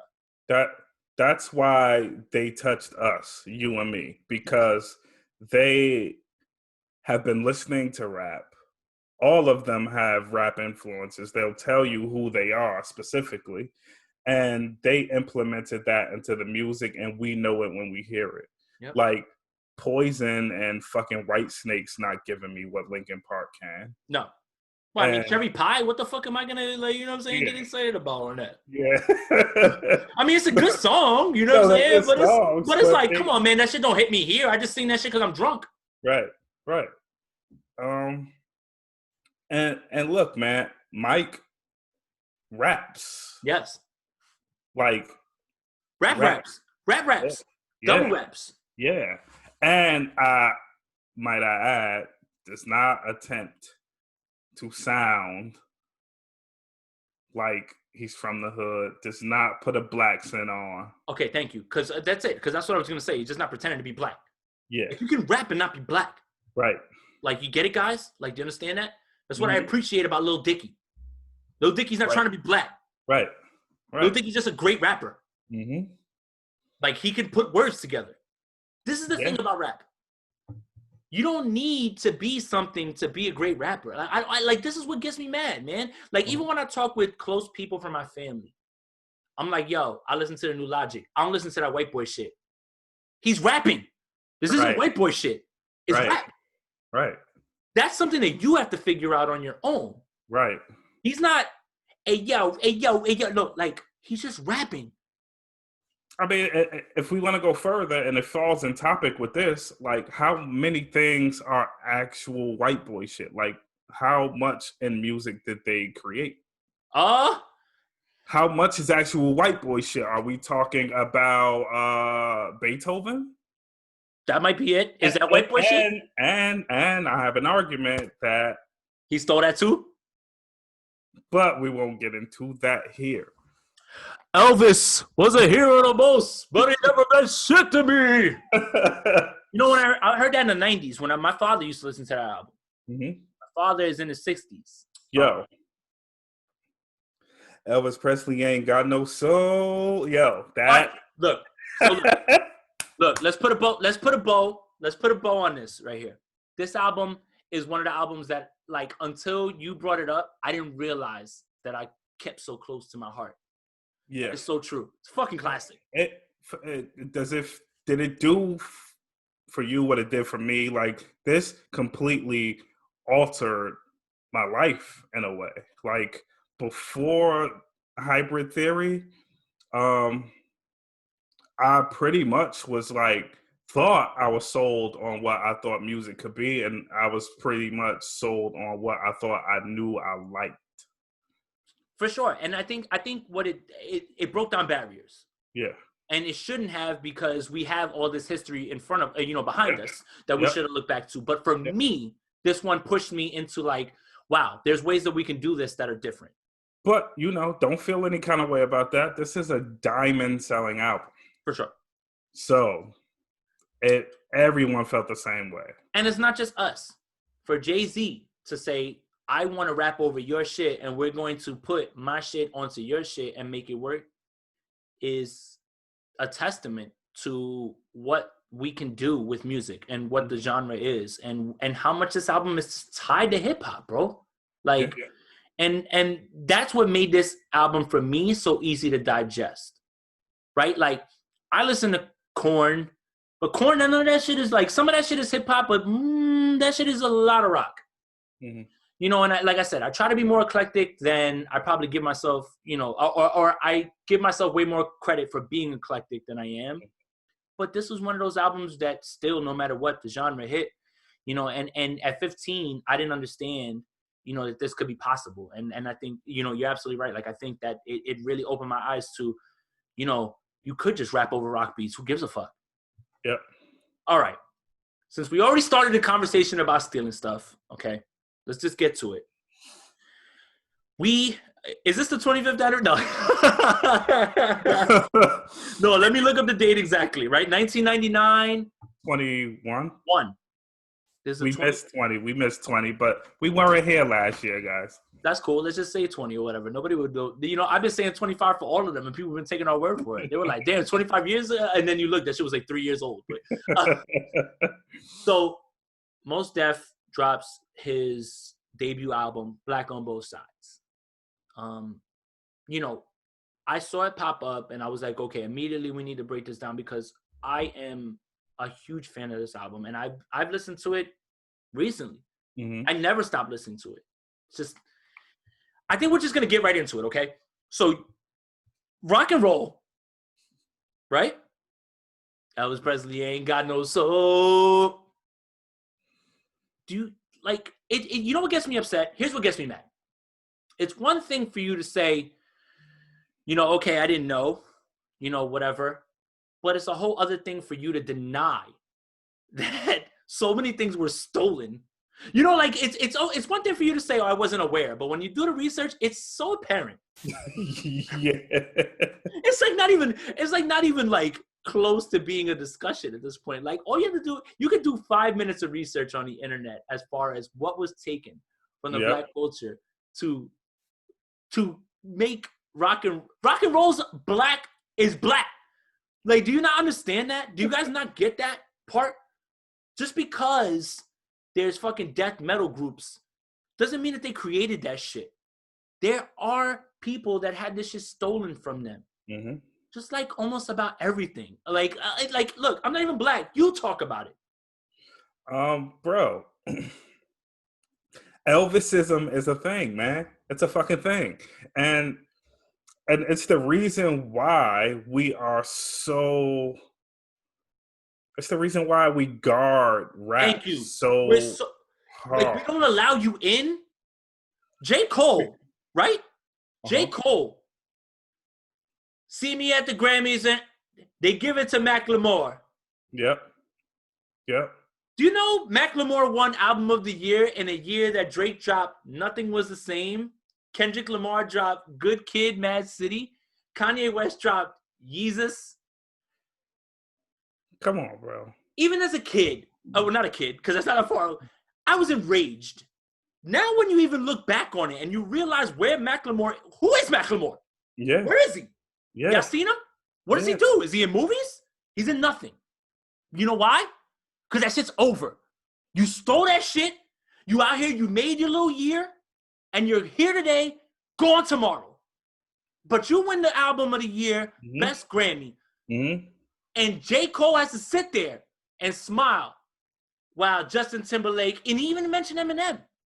Yep. Eminem, as great as he is, we can say this, is still overpraised for being white. There is your answer. That's it. I'm going to stop right there. You go. Yeah. Look, man. Look, rap, not just rap.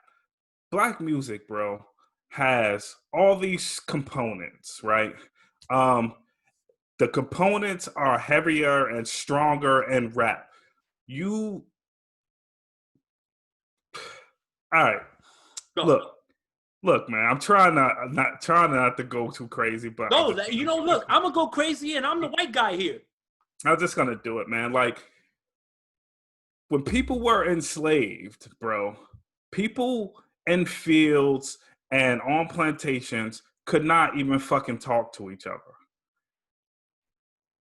They had to communicate with each other through music and the creation of words and games that implemented music so that masters would not know what they were saying or that they were communicating to each other.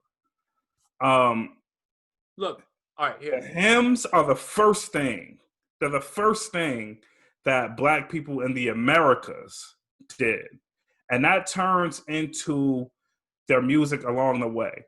And along the way, that music is taken. They're not compensated for it. And if it's not completely ripped away from them, they don't get the praise for creating it. And that is why we are so hard on policing who comes into hip hop. And rap and rock is the clearest example you can get.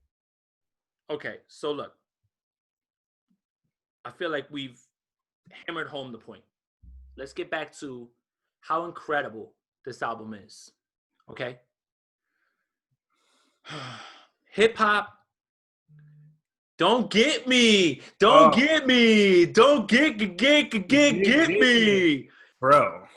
I've listened to this album, like I said, recently, because it never leaves the rotation. That's why this is so easy to talk about. I want to talk about New World Water. Yeah. In 1999, Mos Def understood the water issue across the world. Yeah. You know, it's just incredible that I feel like honestly, and I don't know if this is a hot take. I feel like honestly, our genre has so much music that just stands on its own for fucking years down the line. Oh yeah. And that's not applied to every other genre.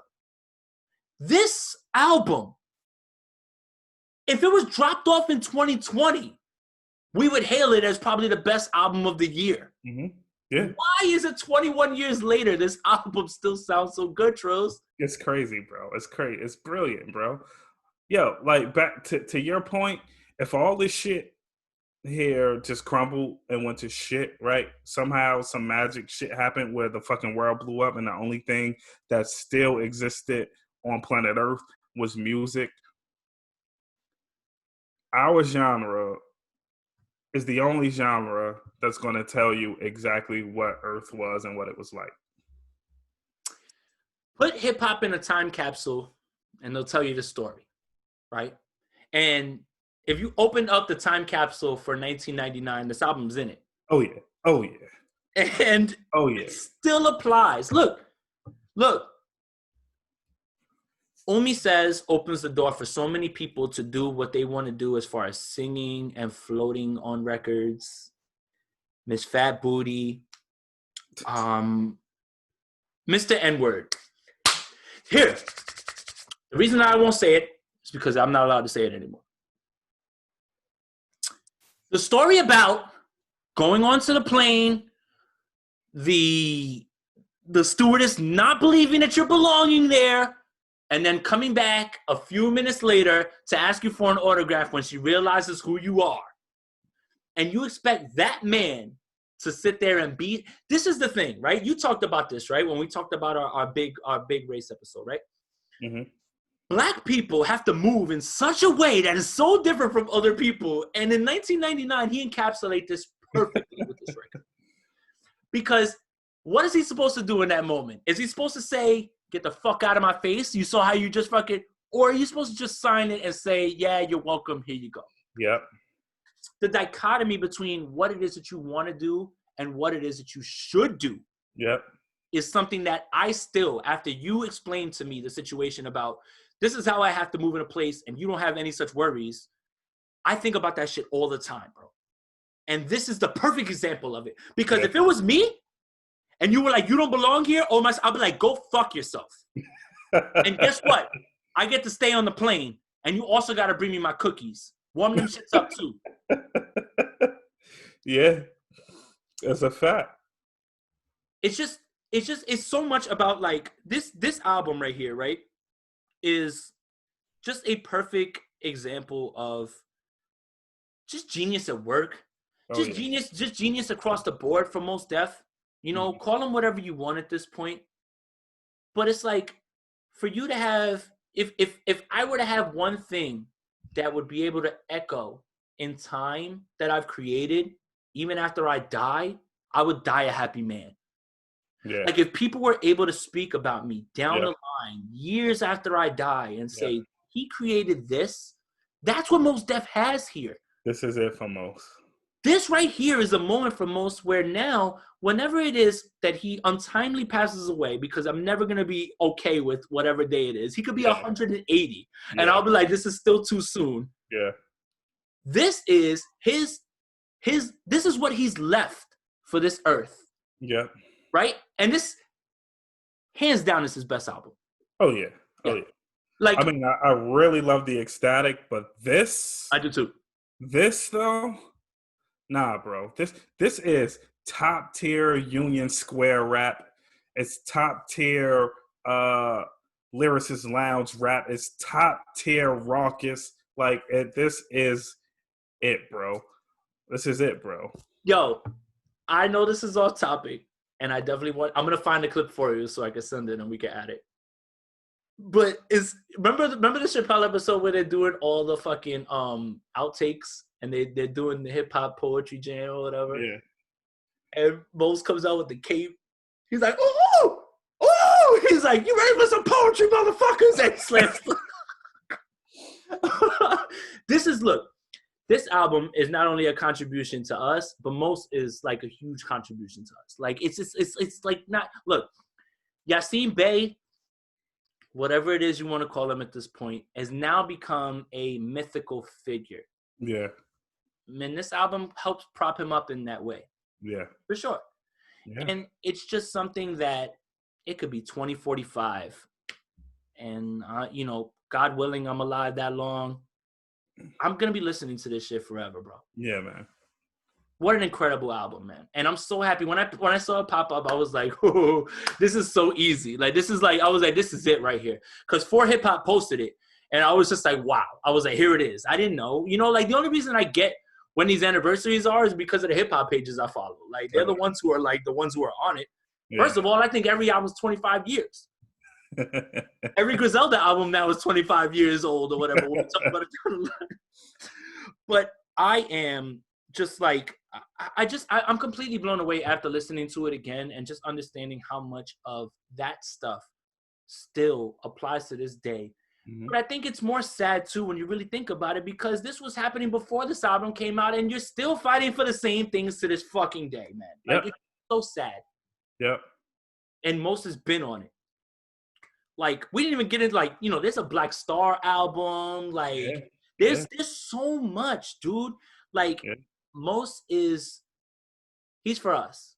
That's Yeah. our guy, you know. Yeah. And we need to hold him close, very, very close, man. And don't, because someone's out of sight, he's not out of mind. It's not the same thing Right. at all. Do you have anything else that you want to add to this before we get into our top 5 songs? There's nothing else to be said, man. I agree. We like geeked on it enough. I don't give a fuck. I don't care, because if you're not that this excited about this album still to this day, you really don't love hip hop. Yeah. There it is. Yeah. Okay, like you really can't just like look at this album and listen to it and say, meh. No, there's no way. There's no way. If you do, what are you doing here, bro? Go like, yeah. What an album! Thank you for that. For a show that I wasn't sure that we were going to be able to pack any content in, we're getting close to 2 hours. Yeah, man. All right, let's do top 5 songs. We're gonna take Timeless out. That's one that you and I got. That's the new Benny record. Yeah. So we need 4 more. You go first. All right. So we got Timeless in there already. My next one would be the song Free. It's by a group called Salt, SAULT. Really dope, really in the funk lane, still hip hop influenced though. Super fire vocals, really dope. I found this, her name is Shay Leah. She's worked with K Tronada. I like her already. Yeah. Irrational is the song. It's really dope. It Okay. has this junior senior Move Your Feet sample in it. Shit. Oh yeah, I see it. Really dope. Okay. My next is going to be, I mean, I couldn't help it. I had to throw this in there, man. 98 Sabres. I didn't put it on mine. Just too hard, man. Yeah, man. Yeah, man. Too hard. And actually, I found myself listening to this more than I thought that I would, so I figured I should mention it. It's the franchise joint. The Okay. Young Thug, Travis Scott. Oh, MIA. okay. All right. So talk to me about it, because I'm such a huge Travis and Thug fan, right? And I felt a little like meh about it in the beginning. They went left, and I think it was mostly because somebody wanted an MIA feature. That's kind of how it feels to me. Okay. But it's nice to hear MIA again. Yeah. That's exciting to me. Mm-hmm. I like the In My White Tee shit too. Like, look, the franchise boys. That's what I'm see, but that's again. I always get excited when guys tip their cap to who like did this shit for you, right? Like, you just don't you don't gloss over it. You don't step on guys like you. Right. You didn't. And you know what's the other thing? This is what I really appreciate about Travis. A guy in his lane doesn't have to do anything like that, right? Yeah. But he did. And I think it's because Travis is such a student. And that's what I think people underrate about him. Yep. Is that he's not just a guy, like, I hate, he's one of the new dudes. No. Yeah. His family is DJ Premier. Yeah. Like, in case you guys didn't know that. Yeah. Like, there's a family connection between him and one of the greatest boom bap producers of all time. Everybody forget Primo's from Texas. Why does nobody remember that? Why does everybody think that Gangstar is from New York? Guru's from Boston. Yeah. He's from Texas. Yeah. I mean, they came together and created the quintessential New York sound, but that's the point. And again, where you're from shouldn't dictate whatever music it is that you want to make. Keep going. That's me. That's my 5. That's your 5? My 5's knocked out. All right. Timeless, done. Okay. Rich N-word shit. I fucking love that song. I found myself, as much as I put Mr. Right Now on my last one, this is the song that I continue to play over and over. Like I could listen to this song 12 times in a row and just be fine. I'm good.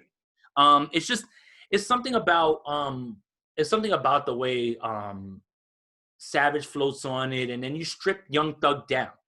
Right? So Young Thug starts it normally, and then he gets into the high-pitched Thug shit, which I think is a perfect statement. Like it's a perfect compliment to everything, right? So I'm a big Young Thug fan, but I love the way that they used each other. And again, Young Thug is great at using his voice as another instrument. And we talked about that, but I think that Young Thug is in that lane as well too. So that one.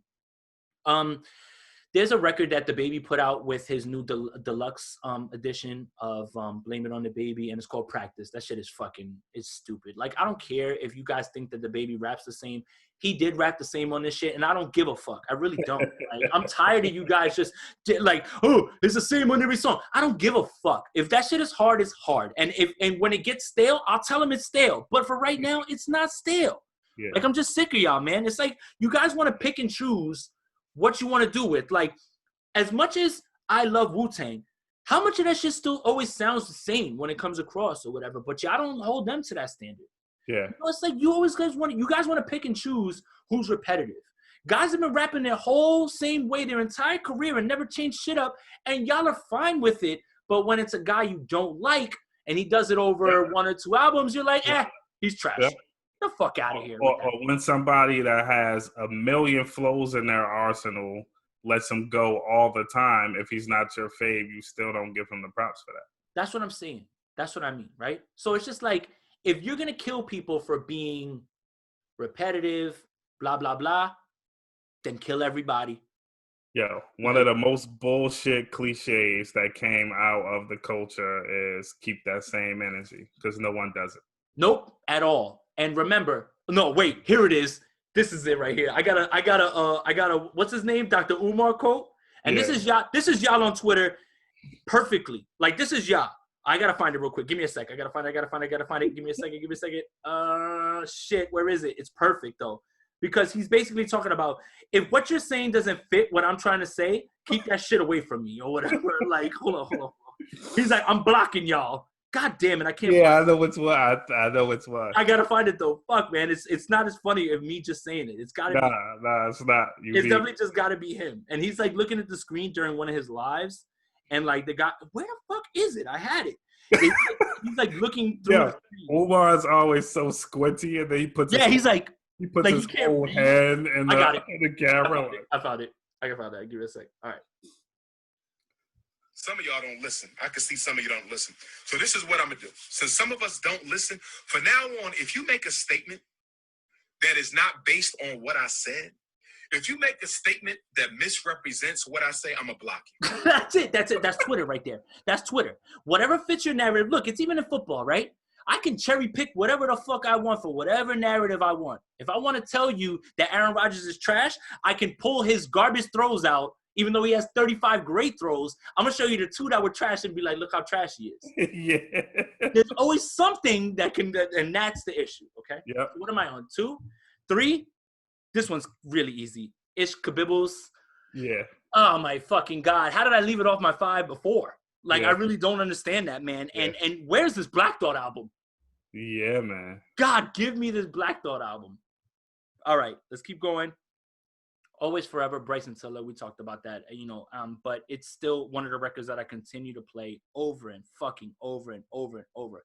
And I can't stop listening to it, really, man. I really just can't. And then I'm going to add one more, and it's going to be an Action Bronson record. Capoeira, the intro. Capoeira, I think, yeah. I'm sure you got it right. Me, yeah. I'm out here trying to read this shit phonetically instead of like the real accent. But yes, man. I went back to albums. See, this week was kind of light on releases that I was excited for. So that's the reason, like Trey Songz comes out. Okay, I'll get to it. Yeah. Might not, probably. Like, there's plenty of albums like that where I'm just like, I don't listen to that shit. Yeah, for sure. Yeah. I mean, look, man, I'm not, I don't fucking work at somebody's publication and they're forcing me to listen to everything. Right. And the other thing is, it's like, I'm sitting here, like, trying to listen to stuff that I feel like I would be comfortable talking about and stuff that I want to talk about. Right. Like, again, we talked about this. City Girls put out an album. I'm not going to talk about that on here. And it's not because that's what I'm saying. Like, look, one, nobody's throwing us the bag to talk about this shit. And two, I don't know that I want to be in the business where somebody's throwing me the bag to talk about this shit. I want to talk about what I like and what I feel. You know what I mean? That's what we're here for. Right. Like, I'm not going to yell in the screen about a City Girls record, you know? You know what I'm saying? Like, that's some stuff that I, you know, like I just want to talk about what I'm passionate about, right? Yeah, right. You know, like, you're not going to, like, if we were doing a baseball show, we're not going to fucking talk about football. Like, that's not what, you know what I'm saying? Like, it's not the same thing. So, is that 5? Yeah, that's 5. Yeah. So, yo, 25th episode. If you guys didn't notice, I think we're going to try a little bit different when we come to naming these episodes. So 23, we did Jordan. 24, we did Kobe and Ken Griffey. 25, we'll have a lot to, you know, figure out which. But I'm going to do it and name them based off of players that had numbers like that. 25 could be Barry Bonds. 25 could be Mark McGwire. 25 could be anybody, you know, like, and I think that for now, and when we start to get into the higher numbers, is when we'll maybe have to change it. But for now, I think that's where we're going to sit right here with this. So, you know, shout out to everybody who checks out the pod, looks for it every week, looks on YouTube, looks on their streaming platforms. We appreciate you guys who ask us when the episode's coming out. We're set on our schedule now, Tuesday night. That's it. It'll be out in a little while, but it'll be out most likely Wednesday morning is when you're going to have a chance to really digest it. Thank you to everybody. I get a lot of questions about how can we help you guys? Well, it's not financially. If you guys want to help us, when you're on your platform, whatever it is, Apple, Google, Spotify, reviews mean a lot. And the reviews are the ones that are going to tell the algorithm to push us up when you're looking for podcasts in that area, and that will help us bring in new listeners. So if you guys want to know how you can help, please leave a review and try to, you know, tell your friends and things like that. But if you have the review, that's really the way that we can do the algorithm and we can, you know, outsmart the game. Yeah. And when we start to get to a point where we have, you know, how many, whatever it is, followers and things like that, then we'll start the giveaways as well. Like, I'm rocking my Poem Podcast hat today. You know, shout out to the people that have been asking about where to get them. People have actually purchased them. You know, Trills sent me $4 the other day. I was kind of tight. That shit got me mad. I have a notification on my screen, and I looked, that shit said $4, and I was low key tight. I was like, oh. But that's just how it goes. And I appreciate anybody who wants to purchase the merch, man, because it means a lot. That means you guys are rocking with us, because we don't have anything behind us. This is you and I creating content ourselves, by ourselves. And we have nothing behind it but ourselves. You know, Trills is amazing with the videos and the way he does it, you know, and we wouldn't be able to get this content out to you in the way that we wanted to if we don't have everything in place. Yeah. So thank you for that. If you guys want to help us, please leave a comment. Please leave reviews. Subscribe to the YouTube channel. That'll help as well. I think next week what we're going to do is a little something different. Is I found a way for us to stream on YouTube with having the live stream end up on YouTube as the new episode. So you and I will discuss that, but I think that might be what we're doing next, as opposed to, you know, we have to wait for this to upload and then we upload it up or whatever and things like that. So there's something else that's coming, and we're trying to just grow this as far as we can. And you guys are really helping with the, you know, listening and asking for the content. So we appreciate you, man. Like even if it was one person, it still means a lot. If there's one person out there that enjoys our content, then you did it right? Like all it takes is one, right? Yep. Everybody gets one? Is that the Spider-Man thing? All right. Hey, real quick before we go, the Batman is back filming. My Batman beat COVID. Way to go, Pattinson. How was Pattinson in Tenet? I actually liked him in that more than most things. So I think I really The Lighthouse? about him being in Batman now. Lighthouse is shit, man. Don't bring that up. I No, want my $30 back. You know what? Damn. Oh, because you bought 2 tickets. All right. But here's the thing. Somebody posted like, oh, spooky season movies, and that was one of them. And I was like, that movie's not spooky. It's just weird. Yeah, it's just mermaid pussy. Right. Like, the fuck? What the fuck? Oh, Get that shit out of here, man. yo, oh my God. On that note, I think it's the perfect time to end. Follow us on Instagram at The Potent Podcast. Follow me on Twitter at JasonAponte2103. Follow Trills at Trills, no Z with an S on all platforms. Run up all his new records. Carl Kanai's out now, right? Yes, sir. Talk about it. Super exciting, man. You know, we wanted to go back to a feeling, man. We wanted to go to the 90s. We wanted to talk about, you know, shit that we liked and bring a hood record back, a street record back, kind of reminiscent of old Woo, man. And it's lined up. It's 6 dudes just going crazy, man. Really, really excited about it, man. The video is done. We're just squatting on when we're going to put it out. I love it, man. That's great, man. So, like, creators are just going to create. That's it. Like, it's just at the end of the day, no matter what's going on in the world, there's got to be something for you and I to create to feel whole. And I think that this does it. And you have your outlets still, the painting, all that shit, the food posts, all that. Yo, that pizza that you posted the other day, I was like, wow, that shit looks incredible. Did you make that or was that at a restaurant? Nah, I had to actually go out and get that pie, man. Shit looked incredible, though. Wow. You need to give me that where it's at. I got you. All right. But for Jay, for Trills, thank you guys. We're out of here. Yep.